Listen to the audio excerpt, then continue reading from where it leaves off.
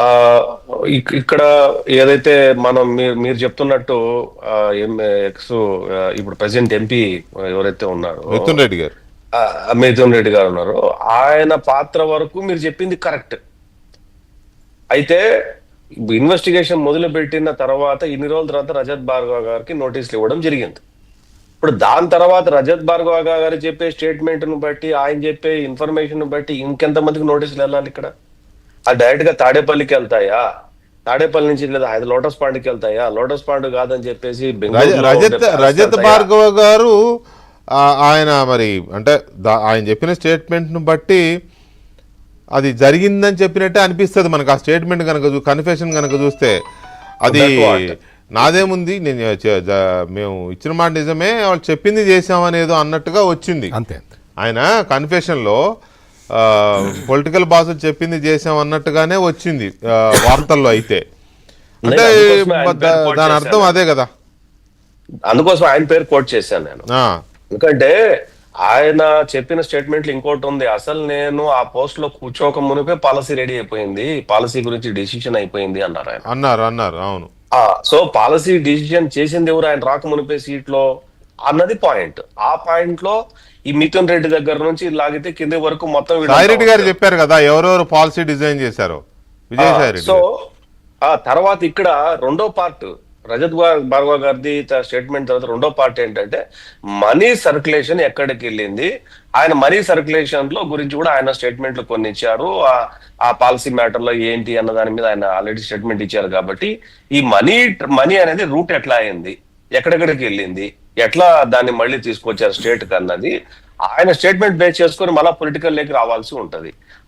దాంట్లో నన్ను అడిగితే ఈ మిథున్ రెడ్డి పాత్ర ఒక 20% 30% ఉంటుంది, కానీ మిగతా వాళ్ళ పాత్ర ఇప్పుడు చివరెడ్డి గారిని దాంట్లో అరెస్ట్ చేశారు, ఇట మిథున్ రెడ్డిని నెక్స్ట్ ఉంటారు. అట్లా గ్రావిటీ పెంచుకుంటా పోయినప్పటికీ ఖచ్చితంగా మీరు అన్నట్టు జగన్మోహన్ రెడ్డి గారి తాడేపల్లి తలుపులు తట్టడం ఖాయం. నోటీసులు ఇవ్వడం ఆయనకి ఇస్తారా లేదు lady boss X lady boss కి ఇస్తారా అన్నది మనకు తెలియదు.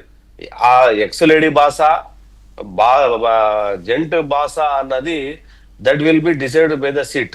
అంటే వీళ్ళు ఇచ్చే స్టేట్మెంట్లు అందరినీ బట్టి ఆ అమౌంట్ ఎక్కడికి వెళ్ళింది, వెళ్ళిన తర్వాత ఎక్కడికి రూటింగ్ అయింది, ఏ దేశానికి అయింది. ఇందాక మనం గఫూర్ గారు మాట్లాడుతూ 65 కోట్లు మాత్రం సీజ్ చేశారన్నారు. లిక్విడిటీనే అది. ఏది డబ్బులు తీసుకొని ఎక్కడ దాన్ని లిక్విడ్ గా పెట్టరు. లిక్విడ్ గా ఉన్న క్యాష్ ను సీజ్ చేస్తే దాని ద్వారా సంపాదించిన అసెట్స్ దేశంలో ఉండొచ్చు, బయట ఉండొచ్చు. ఇప్పుడు మనం చూసాం మనీ లాండరింగ్ కేసెస్ లో ఇవంతా మనీ లాండరింగ్ వస్తుంది. ఇవంతా కూడా ఇప్పుడు విదేశాలకు తరలించడం అనేది, విదేశం అక్రమంగా వచ్చేవడం మనీ లాండరింగ్ అవుతుంది. ఇది ఈ మనీ లాండరింగ్ లో ఏ దేశంలో ఎంతెంత ప్రాపర్టీని కొనిపెట్టారు, ఎట్లా చేశారు, దానికి రూట్ ఏంటి, దాని కంపెనీలు ఏంటి, ఇక్కడ వాళ్ళే సహకరించారా, వేరే రాష్ట్రాలు సహకరించారా అనేది ఇట్స్ ఎ లెంతీ ప్రాసెస్, చాలా లెంతీ ప్రాసెస్. 96,000 కోట్ల రూపాయలకు సంబంధించినటువంటి లెక్కలు చూశారు. ఇదేదో ఆషామాషిగా జరిగినటువంటి వ్యవహారం కాదు. అందులో తేలింది ఏంటంటే 3,600 కోట్లు. 3,600 కోట్లు 3,600 కోట్లు కాకుండా ఇంకేమైనా ఉందా? ఆ 3,600 కోట్లు ఎట్ట రూట్ జరిగింది? కపూర్ అన్న చెప్పినట్టు జగన్మోహన్ రెడ్డికి పీనట్టు. సాగర్జీ ఇక్కడ పాయింట్ ఏంటంటే ఇవన్నీనేమో ఇప్పటి వరకు వచ్చిన ఆధారాలను బేస్ చేసుకొని మనం ఇంకెక్కడికి వెళ్ళే అవకాశం ఉందని మనం పిచ్చుకూళ్ళు కట్టే ప్రయత్నం చేస్తున్నాం మనం. కానీ ఇప్పటి వరకు సిట్కు వచ్చిన ఆధారాలన్నీ చూస్తే డెఫినెట్గా ఇంకో కొంతమందిని తీసుకోవాల్సిన అవసరం ఉంది, అరెస్ట్ చేయడాలా. నేను కాదనేది అది కాదు నేను అంటున్నది అది కాదు. కొంతమందిని చిన్న చిన్న పిచ్చుకల్ని విచారణకు పిలవడమా, నోటీసులు ఇచ్చి లేకపోతే ఇంకోట అది జరగాలి. కానీ ఇప్పటి వరకు పెద్ద తలకాయలు ఎవరిని చేశారు అంటే ఆల్మోస్ట్ అందరినీ ఇచ్చేస్తున్నారు కదా. విజయసాయి రెడ్డి విచారణకు వెళ్తున్నారు, మిగతా అందరినీ ఆయన అనుచరుల్ని జగన్మోహన్ రెడ్డికి అత్యంత సన్నిహితంగా ఉన్న నలుగురిని అరెస్ట్ చేశారు, జైల్లో ఉన్నారు.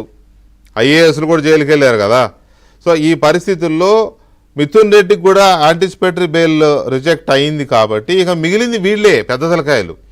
లేదా అక్కడొక పావు ఇక్కడొక పావు, వాళ్ళు వేరు, అవన్నీ పిలకలు, అసలు మొలకలు ఇక్కడున్నాయి కదా అని. అంటే నా దృష్టిలో ఇలాంటి ఏమి ఈయన మిథున్ రెడ్డి లాంటి వాళ్ళు ఇంకా ఇద్దరు ముగ్గురు ఉన్నారు నా అభిప్రాయం. ఉండొచ్చు. మనం ఇన్వెస్టిగేషన్ స్టార్ట్ అయిన తర్వాత మీరు గమనించండి వెంకటకృష్ణ గారు, రజత్ భార్గవ పేరు వచ్చేసరికి అందరూ సర్ప్రైజ్. ఎందుకు ఆయన పేరు వస్తుంది ఎవరు అనుకోలేదు. సర్ప్రైజ్ ఎందుకు? ఆయన అప్పుడు ఇదిగా అధికారి కాబట్టి వస్తుందని ఖచ్చితంగా వస్తుంది. రాకుండా ఎలా ఉంటది? నేననేది ఇన్ని రోజులు లేనటువంటి వ్యక్తి ఆ రోజు సడన్ గా ఆయన నోటీసులు ఇవ్వడం అనేది పార్ట్ ఆఫ్ ది ఇన్వెస్టిగేషన్ లో వచ్చే ఆధారాల రూపంగా ఆయన నోటీసులు ఇచ్చారు. నేను దాన్ని కాదనట్లేదు. అయితే అలాంటి వాళ్ళు లేదు